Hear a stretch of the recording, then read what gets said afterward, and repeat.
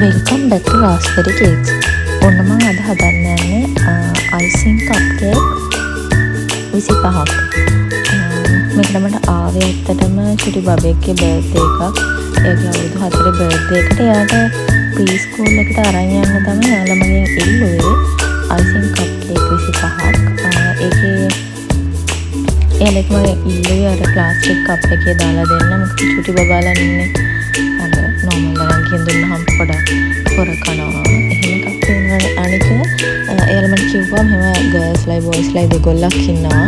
ඒ හින්දා මට අයිසිං එකක් පුළුවන් නම් මැච් වෙන විදිහට බ්ලූ එකයි පින්ක් එකයි කලරමට දාලා දෙන්න කියලා. ඉතින් මම මේ අයිසිං එක දාන්නේ එයාලා කියපු විදිහට.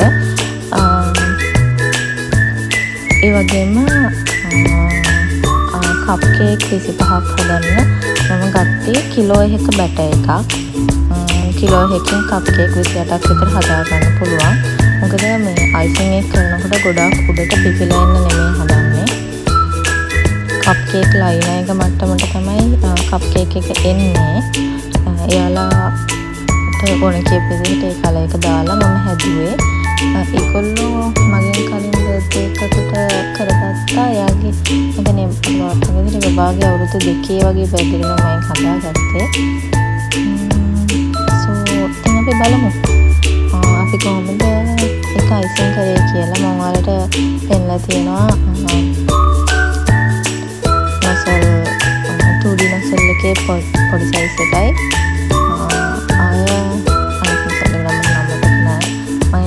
පෙන්වන්නම්. මොකද ඒ නොසල් එකෙන් තමයි ඒක හරියට මේ රෝස මල ලස්සනටම එන්නේ.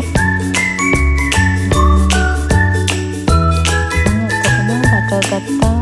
කප් කේක් 25ම අයිසිං කරන්න බටර් ග්‍රෑම් 150ක්. ඒතර අයිසිං සුගර් ග්‍රෑම් 450ක්. ආයේ බ්ලූ කලරින් එක නම් මම ගත්තේ මේ මංගාව තියෙනවා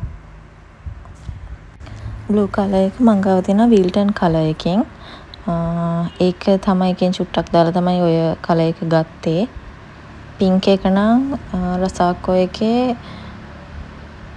පින්ක් කලර් එකක්.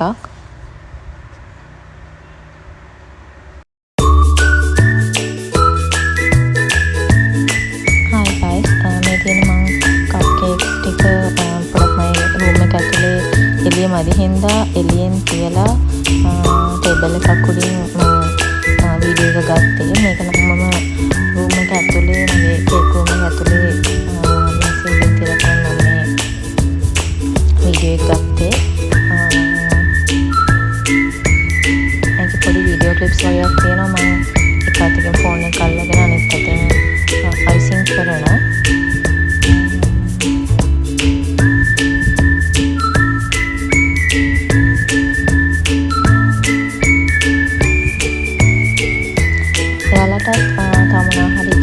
හදන විදිය හරි අයිසිං කරන විදිය හරි කේක් එකක් හදන විදිය හරි මොනවා හරි ඕනේ නම් මේ වීඩියෝ එක යටින් කමෙන්ට් එකක් දාන්න. මම ෆ්‍රී වෙලාවට ඒක කරලා අරන්